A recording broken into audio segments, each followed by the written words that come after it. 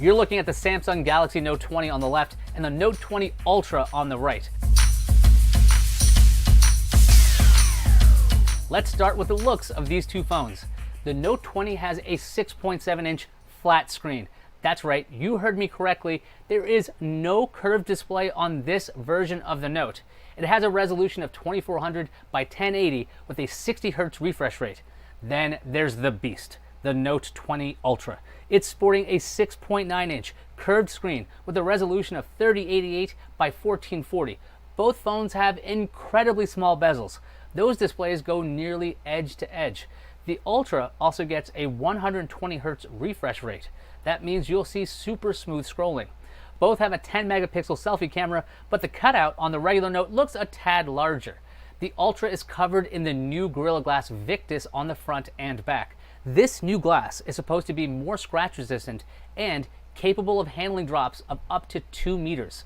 The two Notes look pretty dang sleek from the front. Let's look at the party in the back. Both Notes have rectangular camera bumps like the S20. The Note 20 has a 12 megapixel ultra-wide camera on the top, a 12 megapixel wide-angle lens in the middle, with a 64 megapixel telephoto lens on the bottom. Samsung says you get up to 30x super resolution zoom on the Note 20. Over on the Ultra, you're looking at a pretty big camera unit. It really is quite pronounced. Here's the rundown: a 12 megapixel ultra-wide on top. The middle has a 108 megapixel wide-angle camera, and the bottom is a 12 megapixel telephoto lens. The Ultra also gets a new laser autofocus sensor. That sensor is supposed to be very fast, and you'll be able to capture photos really quickly. You also get a 5x optical zoom in there. The Note 20 Ultra has a 50x super resolution zoom. This looks like a small admission by Samsung that the 100x space zoom that was on the S20 Ultra was not all that it was cracked up to be. In our brief time with the Notes, the autofocus seemed very fast on the Ultra. The zooming looked good too, but we'll have a lot more to say about camera quality once we get to do a full review. Samsung has some new tricks for video in the new Notes. There's a Pro Video mode that captures 8K resolution footage at 24 frames per second. The video is shot in a 21:9 aspect ratio like many movies. The Pro Video mode had lots of options, so you could control things like shutter speed, exposure, and ISO. This will be available on both versions of the Note. The Note 20 looks quite different than the Note 10. Samsung did away with its Aura Glow finishes that you could find on the previous generation Notes. We got to see both the Note 20 and the Note 20 Ultra in Mystic Bronze. That's the only color option they share. The Note 20 will also be available in Mystic Gray and Mystic Green.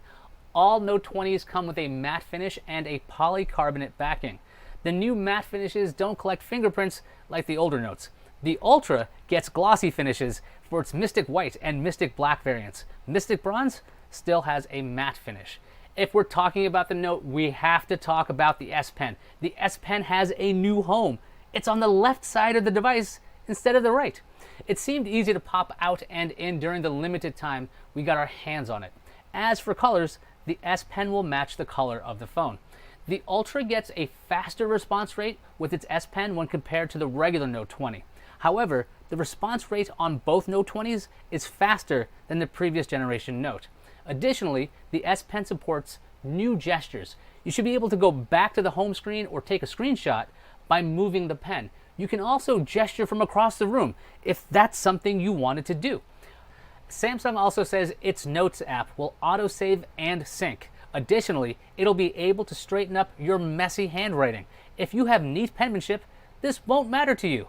Since Samsung is positioning the Notes as powered devices, inside both, you get the top-of-the-line Snapdragon 865 Plus along with 5G.